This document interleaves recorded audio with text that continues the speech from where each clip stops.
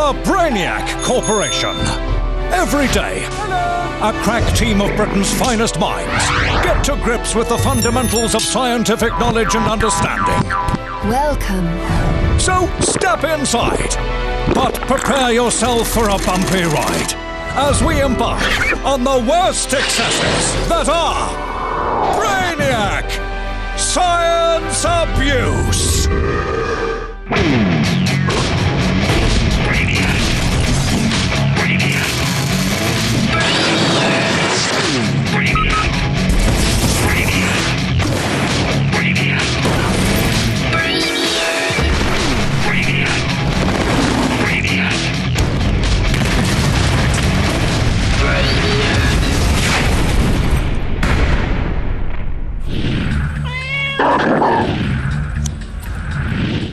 Welcome to Brainiac, the science show for psychics. Or maybe it's physicists.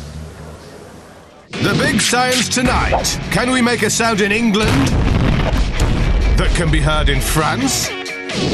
Can you really burn a diamond in liquid oxygen? And we attempt to burst the back of the net with a football. But first...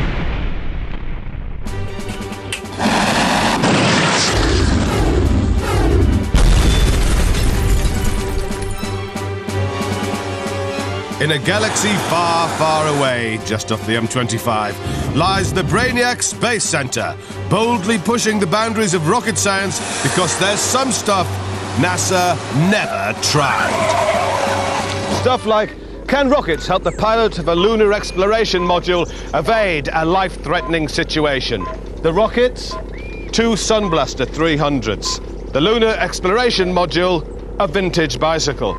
The life-threatening situation, a head-on collision with some pedestrians. You're exploring the outer reaches of Nebulon 12 on your 10-speed, 2-wheeled, single-seater moon bike. But suddenly, a gang of partygoers steps into the street on their way to a fancy-dress barbecue. The imminent crash will leave you in a bloody tangle of twisted metal, fancy-dress costumes, and a variety of raw meats. Can rockets save your skin and eject you to safety before impact? We've turned this ordinary common garden bicycle seat into an ejector seat by attaching rockets here and here. Each of these rockets delivers a thrust of 80 kilograms in half a second, and that's the equivalent to 15,000 bicyclists furiously pedaling for an hour. The cyclist will then be ejected over the oncoming pedestrians and land safely on the other side, ready to continue with his lunar reconnaissance. The world's first rocket-powered bicycle ejector seat. NASA never tried this. Okay, Brainiacs, clear the launch site. Lift off in numerous seconds. Time for the final checks.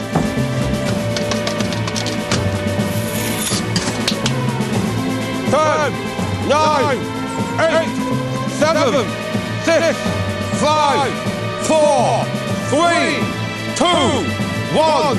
Lift off!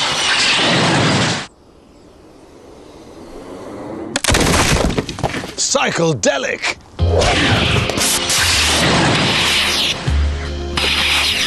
The rockets propelled our cyclist in a perfect parabola, thanks to the low wind resistance of his cycling shorts, not to mention his aerodynamic helmet. Whoa! Look at that, he landed exactly where expected, avoiding the pedestrians and completely unscathed, apart from the loss of a hand and a leg. Ready to get back on his bike and continue with his mission. Can I have the results, please? Thank you. So, when man eventually parks his bike on Uranus, you can't say that the Brainiac rocket scientists didn't have a bit to do with that. Take that to NASA!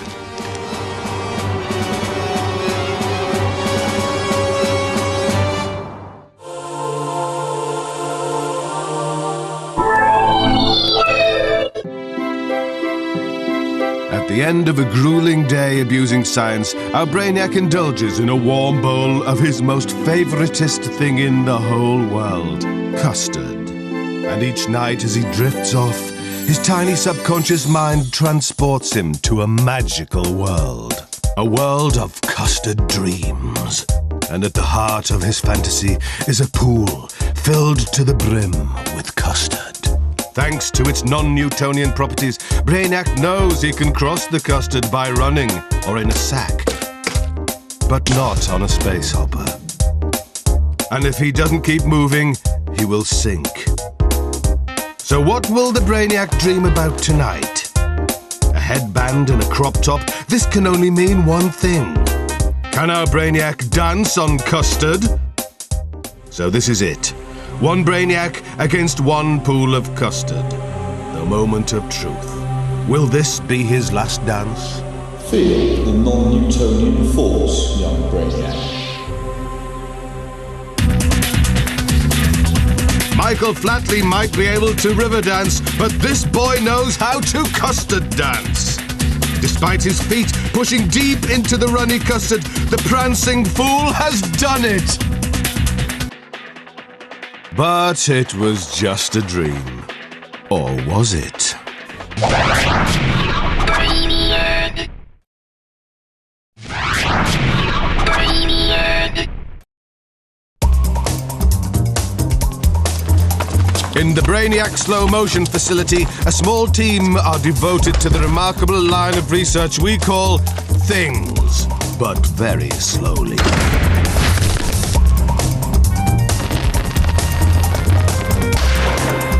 So what's this week's thing, but very slowly? A fish tank being shot with a crossbow. Normally this is quite interesting to watch. But let's see that again, very slowly. At 4,000 frames per second, the bolt leaves the crossbow and slices through the tank, leaving a trail of turbulent water in its wake. The glass shatters and shards leave the exit hole, traveling even faster than the bolt itself. Finally, the tank gives way and its contents spill forth. In real time, it takes a 20th of a second. A crossbow bolt through a fish tank. One more thing, but very slowly.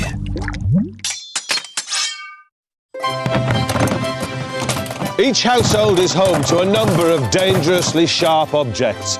Things like knives, cheese graters and guillotines. But perhaps the most dangerous and sharp of these things is food. Like this sour grapefruit. One accidental tasting could leave your face contorted with pain. Oh! So, what's the sharpest tasting food? Ow! Down at the lab, this Brainiac is about to eat 5 of the sharpest tasting foods known to humankind. We'll be photographing his reactions, and the food that gives the most extreme facial contortion will be declared the sharpest.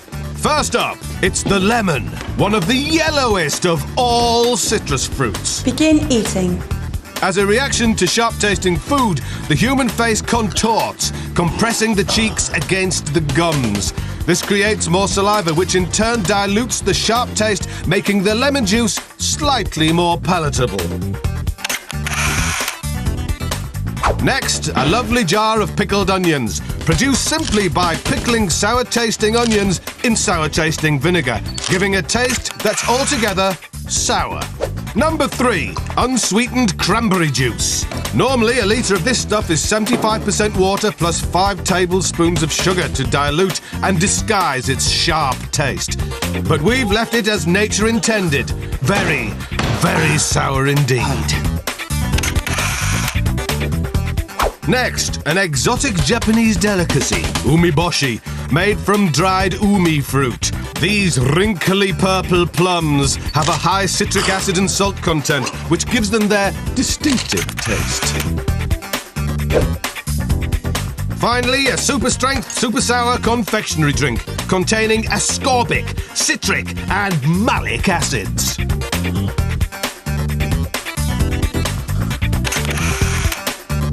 Stop eating. So, in ascending order of sharpness, in 5th place, it's pickled onion. The confectionery drink is at 4, lemon at 3, umeboshi at 2, meaning the sharpest of foodstuffs with the acutest of tastes is undiluted, unsweetened cranberry. Cheers.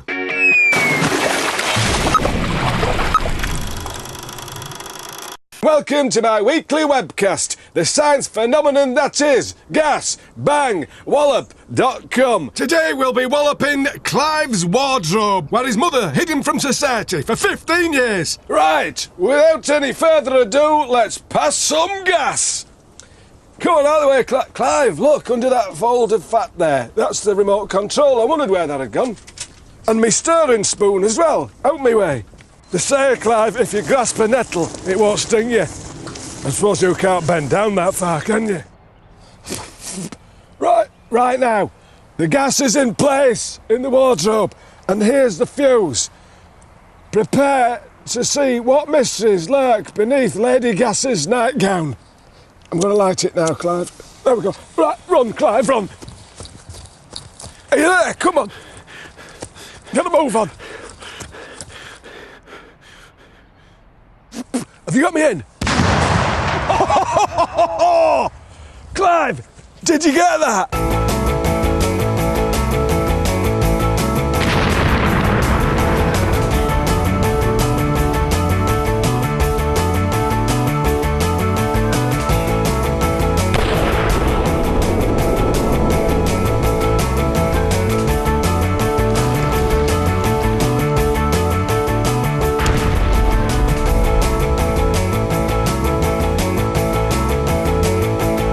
You've been in the presence of gasbangwallop.com.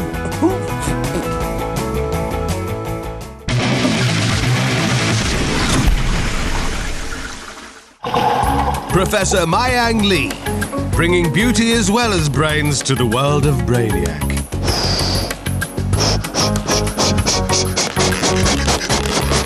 Recently, the prof has turned her attentions to the field of fluid dynamics, finding out which objects disappear down the toilet when she flushes.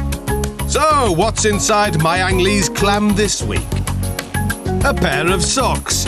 A very popular garment these days, especially amongst German sandal wearers. But how will they get on in the depths of Mayang's toilet with 20 litres of water cascading down upon them? Will they flush or float?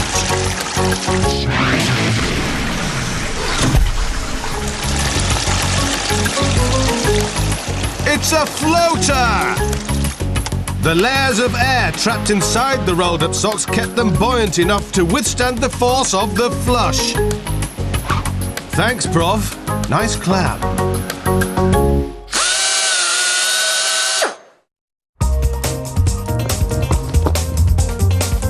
Football, a relatively dull game in which a couple of boring goals are scored every 90 minutes, if you're lucky. But now it's time for Brainiac to come off the bench, lace up its rather grubby boots and enter the fray, because we want to make goals more glamorous. Can we burst the back of a net with a football?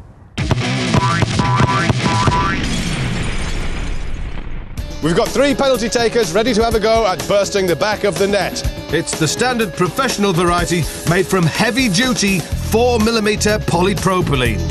First, it's the Brainiac, with the unmistakably weak and spindly legs of a scientist.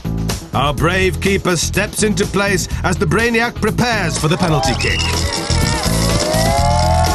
Oh, it's a great goal, but not powerful enough to burst the back of the net. Next up, an amateur footballer with normal-sized legs.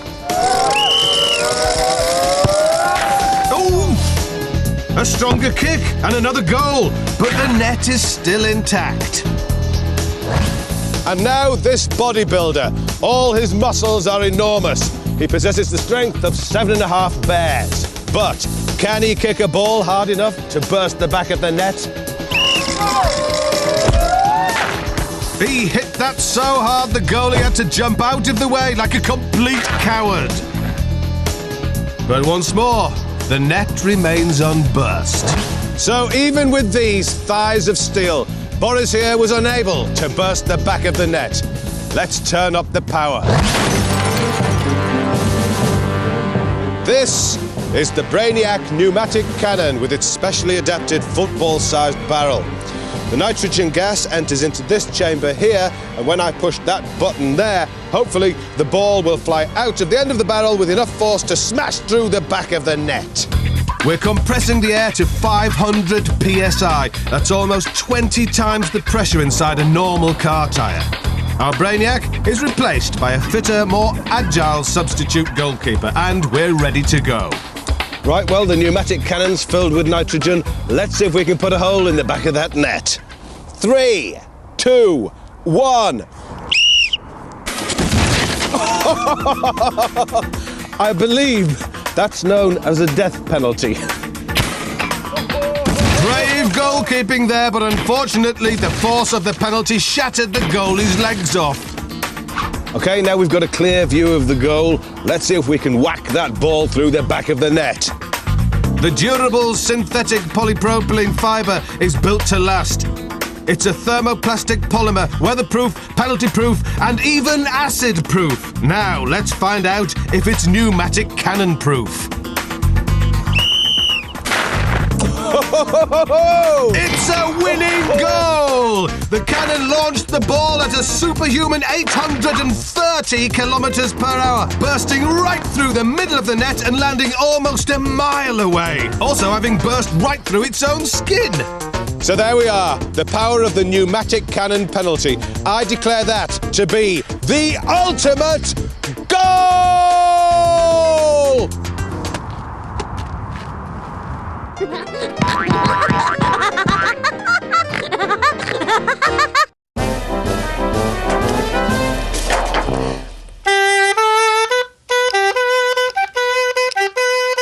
The oboe. There's a reason you don't see them at parties. The plaintive, reedy sound can empty a room even faster than the hostess getting her buble trapped in the CD player. But can the oboe be made fun with helium, the party gas?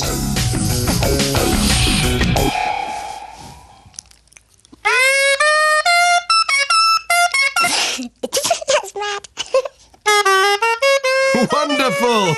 It's a bit more oh dear than oboe, but the new sound would be welcome at any party. Helium, the gas that makes everything fun.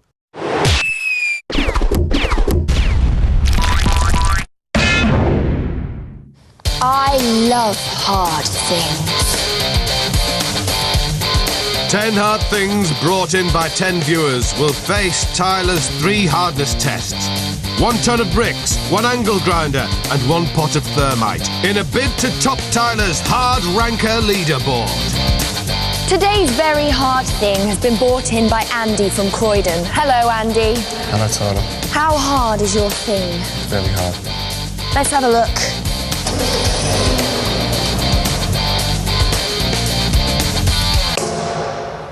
It looks pretty hard.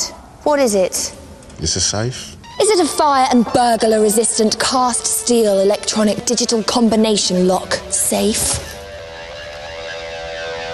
Let's find out how hard it really is. The first test is the impact of a ton of bricks. Get 'em up, boys! The safe might be burglar-proof, but will it be ton of bricks from 30 meters proof? 3, 2, 1, release!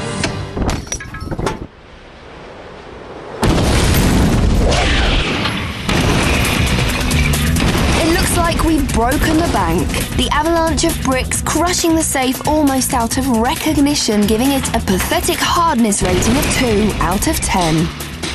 But let's see what happens when I grind my 9-inch angle grinder into it. Despite all the sparks, it's looking like a comeback for the safe, as the angle grinder only manages to scratch the surface, giving it an impressive abrasion rating of 9 out of 10. Time to test it against the thermite. The remains of the safe are sitting beneath my pot of thermite. Will it hold firm when faced with 2,500 degrees of molten metal? Let's get cracking!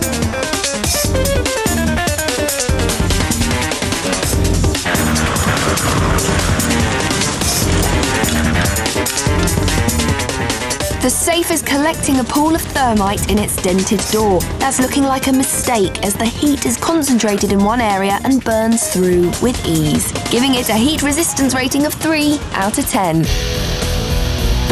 So the safe scored an adequate total of 14 points, putting it in the top half of the table. How hard do I rank it? Fairly hard. How hard is your thing? Next time, how hard is a helmet?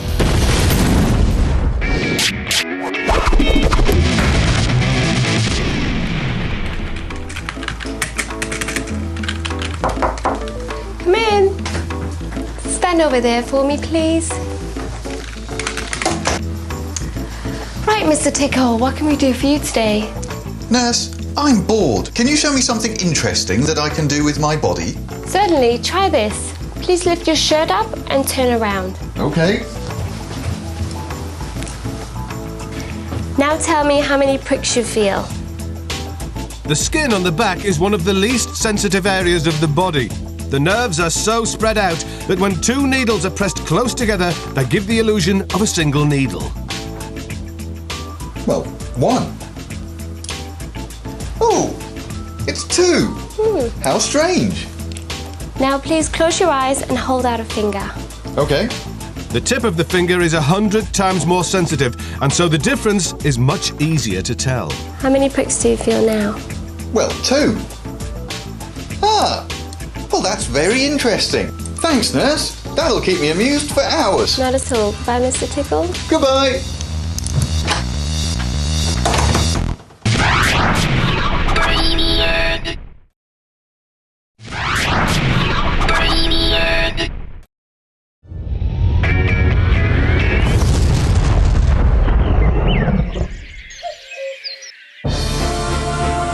This Brainiac wants to take a pointless journey in his dad's gas-guzzling V6 sporty saloon. But horror of horrors, his keys are frozen solid. This Brainiac is about to take an urgent round-the-world sightseeing flight. But tragedy! His plane tickets are encapsulated in an icy tomb. And this Brainiac was looking forward to burning the last piece of fossil fuel on the planet at the last barbecue on Earth party. But too late, as another victim falls foul of the Ice Age. We're going to try 3 different thaw-inducing methods: electricity, body heat, and fire. But what is the best way to melt ice? And they're off! Electric Brainiac wastes no time but plenty of electricity as he sets up 2 of his grand's best heaters. With 3 hours before his flight, Body Heat Brainiac is employing the softly approach favoured by tree-hugging swampies the world over. And lastly, Fire Brainiac resorts to the naked flame, using wood from our diminishing forests.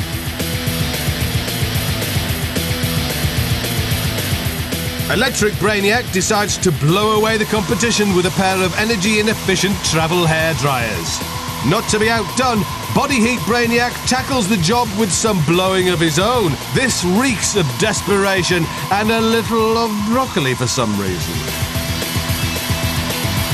Fire Brainiac burns into the lead with multiple candles. But what's this? A counter-strike by Electric Brainiac? That's gonna set him back. The gloves are off, and it seems the pants are down, as Body Heat Brainiac unleashes his own heated waterfall. Fire Brainiac has remembered about those disposable barbecues he was saving for a rainy day. But then, out of nowhere, Electric Brainiac unleashes his handheld geysers, also known as dual steam release irons. The other Brainiacs are left out in the cold as the masterstroke of simultaneous steam sprays create a clear winner. Taking the keys and the victory, the quickest way to melt ice is with electricity. Enjoy your pointless drive to the shops. Enviromaniac, working hard to save you from the environment.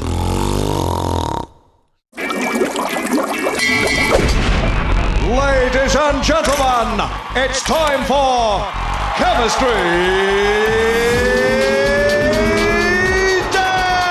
Deathmatch!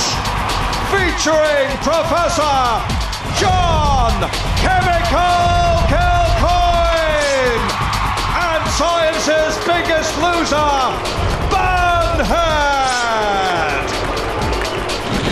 And the last time, Bunhead's foam took him into a 2-1 lead. But now, who can produce the best magnesium flash? Gentlemen, now I want a good, clean fight. Now return to your corners and prepare your chemicals. Kilcoyne using a mixture of potassium perchlorate and, of course, magnesium, or Mg, and there it is there. Bunhead spooning his magnesium into a balloon, along with liberal amounts of lycopodium powder, and inflating with hydrogen. There's no gas lighter. Professor, please produce your flash.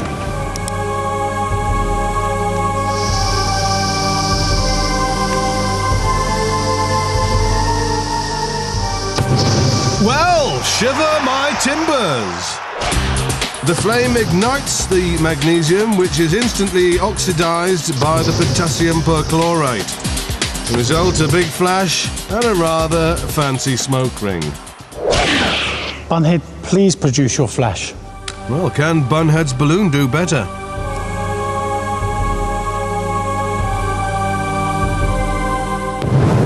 Boo shakala there! The hydrogen gas ignites in a ball of fire, taking with it the lycopodium and magnesium powder in a splendid flash. But is it enough to win? Let's go to the judges. It's close, but it's Kilcoyne. That's 2 rounds apiece. Next time, volcanoes.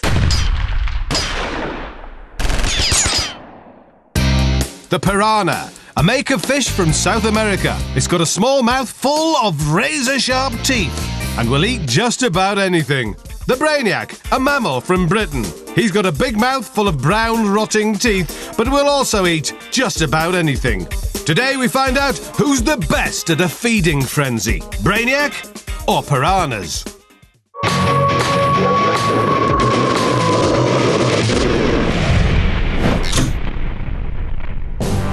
To help it seek out food, the piranha's body is covered in tiny taste buds. But the Brainiac's body is covered only in hair and unidentified crusty patches. The food for today's test? Dead fish. 2 small ones for the piranhas and 1 big one for the Brainiac. And they're off! The piranhas don't even wait to say grace before they get stuck into their food. They're not fussy eaters either. Flesh, guts, face, lips, and even the bones are being devoured in a furious feeding frenzy. The Brainiac is slowed down by the use of these rudimentary tools. He's ditching those so he can really fill his face full of fish. But the piranhas are calling for the cheese board because they finished their meal. It's all over. In the end, even the Brainiac's big fat gob and considerable stomach are no match for the fearsome appetite of the piranha. The victor in this week's Brainiac v Beast is Beast. Things what my body does. My name is Marcel, and the thing what my body does is...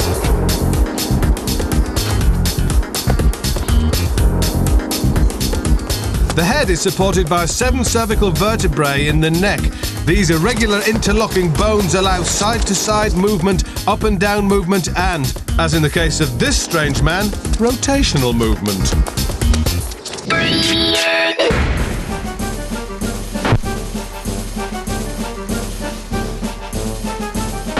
It's liquid oxygen time! Liquid oxygen, very special, can transform ordinary into extraordinary. Today is day of ordinary diamond! Ursula, please bring the diamond! Oh, my beautiful Ursula with her hair as black Labrador. She presents me with diamond ring. Oh, Ursula, what have you been eating, my love? What happens when diamond is burnt using normal oxygen in the air? It glows bright. It certainly is a hot diamond. but not so impressive. But what happens when I plunge hot diamond into liquid oxygen?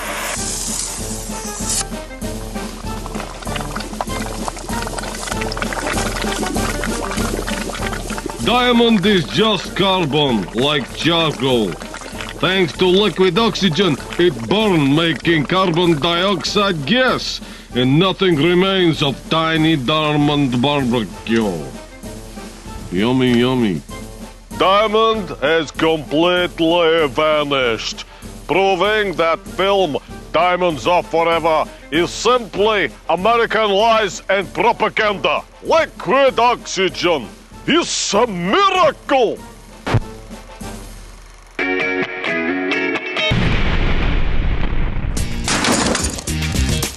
Hey, you! Stop! The following experiment is dangerous. Do not try this at home. For pity's sake. What happens if you put some roughly torn metal foil in a big microwave? Just pop it on full power and get out of there as fast as your legs will carry you. But what will happen next? Will the foil A, produce a multicoloured light show, B, shrivel, or C, Madonna?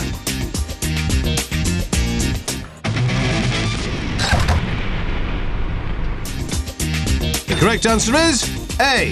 It produces a multicoloured light show. The microwaves push electrons to the tips of the torn metal foil.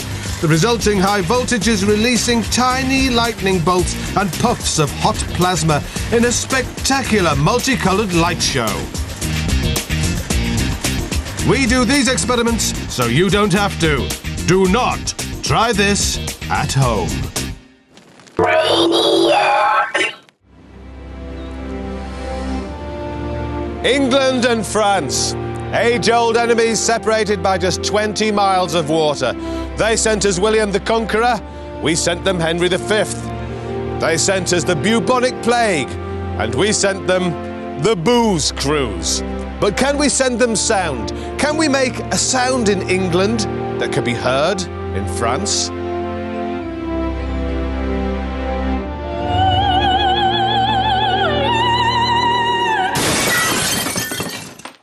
In order for me to make a big sound here in England that can be heard over there in France, I'm going to need the help of a great big boffin. And that very man is at the end of this portable telephone.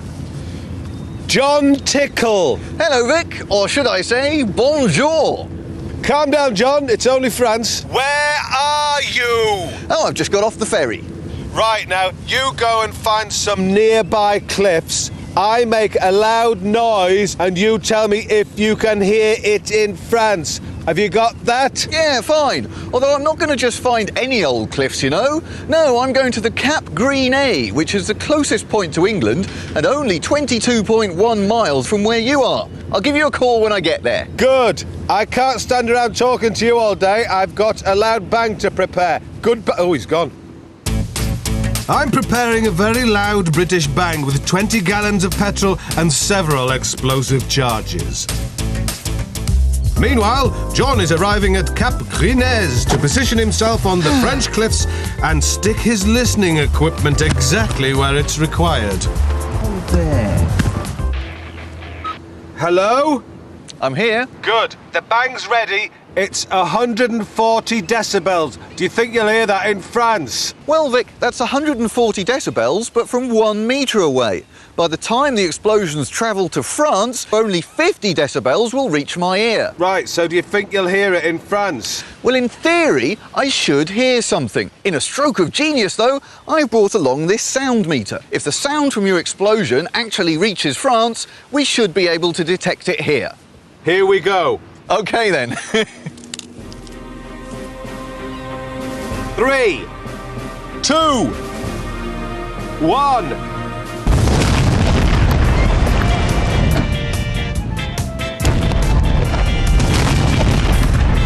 Did you hear that, John? It'll take a while for sound to get here. How long?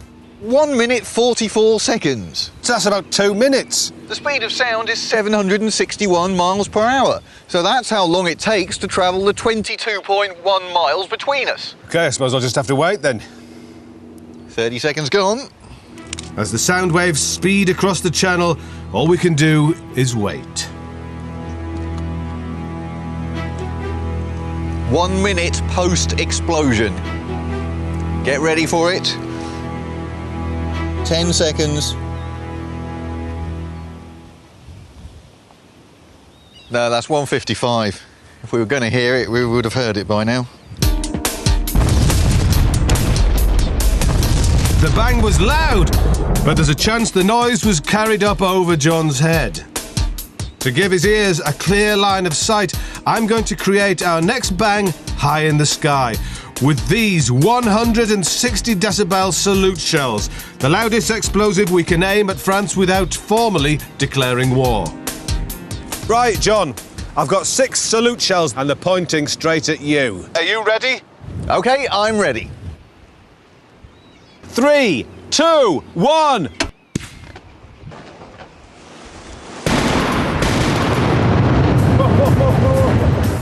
What a cacophony! The thunderous roar of the mid-air explosion makes its way towards France, and once again, we wait.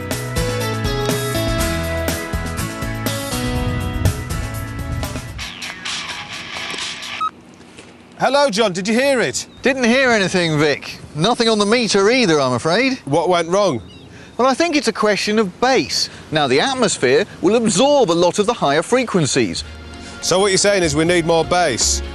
Yes, and lots more noise. John, I've got an idea. I think we need a specific low-frequency sound, something like a tone generator might produce. Yeah, actually, I've got one. Brilliant. Here's 50 hertz coming at you. Starting the clock. It's not exactly a classic tune, but when you're pumping out enough volume to rupture internal organs, even inanimate objects start dancing. It's shaking the very British earth beneath our feet, but will it reach France? If it survives the journey, it should reach John's sound meter after exactly 1 minute and 44 seconds. Yay! Success! The meter registers a 10 decibel increase at exactly the right frequency. Formidable! We tried a ground-based explosion and a mid-air detonation, but the noise that made it across the channel was a baguette-splitting 150 decibel low-frequency tone. Well, John, I consider that a success. We made a noise in England that you detected in France. Excellent. Enjoy the long swim back. Hello.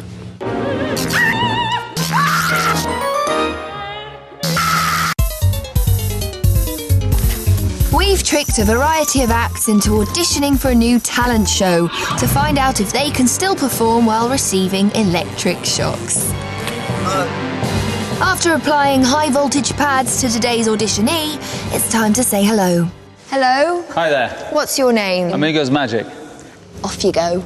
Would you like to choose a card for me? And take it out? Sign the face of the card. Not my face, the face of the card, but don't let me see. You happy with that? Find your card! Like that, which would have your signature on it, wouldn't it? And I'm going to do it behind my back. Right? So there's no cheating there. Now I have to ask you a personal question at this point. Have you ever been fingerprinted by the police? Because I used to work for the police force. Right? I've got your card here, and I'm gonna rip it and The electric shocks are attacking the magician's nerve cells, overriding their tiny electric impulses that usually control muscle movement. try and melt them together. Here we go. 1, 2, 3. And hopefully they're gonna melt like that. Okay? Can you blow on there for me?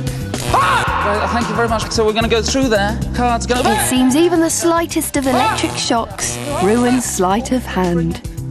Well, that's magic. Now disappear. Brainiac. Brainiac. Can you swim faster with flippers on your feet or on your hands?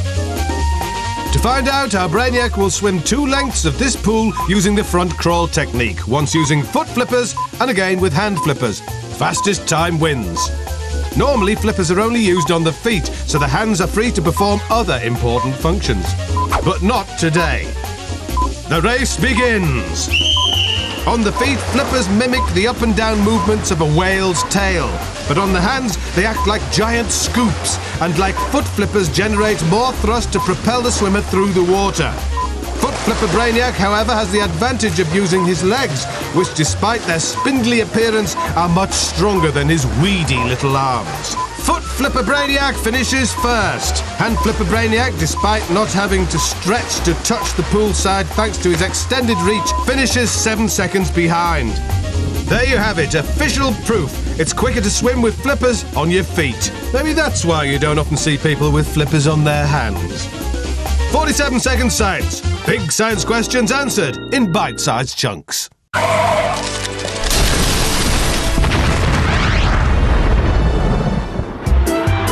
Ladies and gentlemen, welcome to Stars in Their Caravans with your hosts Dolly Boy and Dolly Girl. We've trapped a selection of desperate stars in 10 shabby caravans. They can only leave when their name is randomly selected and their caravan destroyed. It's week 3, and our celebs are suffering from a mix of loneliness and madness. But for Tony Blackburn, it's just another day at the office. Hi, if you just joined us, this is Caravan FM. It's 20 minutes before the hour, and at the top of the hour we've got the news, but right now, here's another great track. What an old pro. But it's time to select a celeb. And who will the Ofcom regulated arrow of destiny choose today? Well, fancy that. Tough luck, Titmus. Knock knock, Jane Middlemiss. We're letting you go. Just as soon as you've played long fuse, short fuse. Jane, inside your caravan is one of your treasured possessions. Would you like to tell us what it is? It's a goose flower pot signed by Puff Daddy. Oh. Well, your flower pot is now sitting next to Super Brainiac's Torpex High Explosive. We're about to ask you a science question. Get it right, and we'll light the long fuse, giving you a chance to save your flower pot. Get it wrong, and it's the short fuse, and bye-bye little goose flower pot signed by Puff Daddy, which Super Brainiac has kindly corrected to P. Diddy. Okay. Here's your science question. In quantum mechanics, the energy of a photon can be expressed as the product of its frequency and the physical constant h, which bears the name of its creator, Max who? Headroom? Is incorrect. The correct answer is, of course, Max Planck. Better run for it, Jane. The short fuse is already lit. Say goodbye to your flower pot.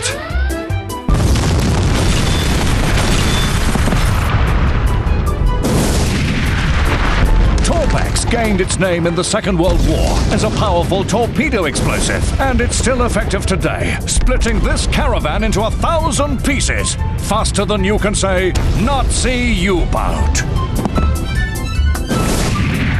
Yes, that's the end of your flower pot, Jane, but unlike our other celebrities, at least you're free to go. Thanks for playing Stars in Their Caravans. What a gal.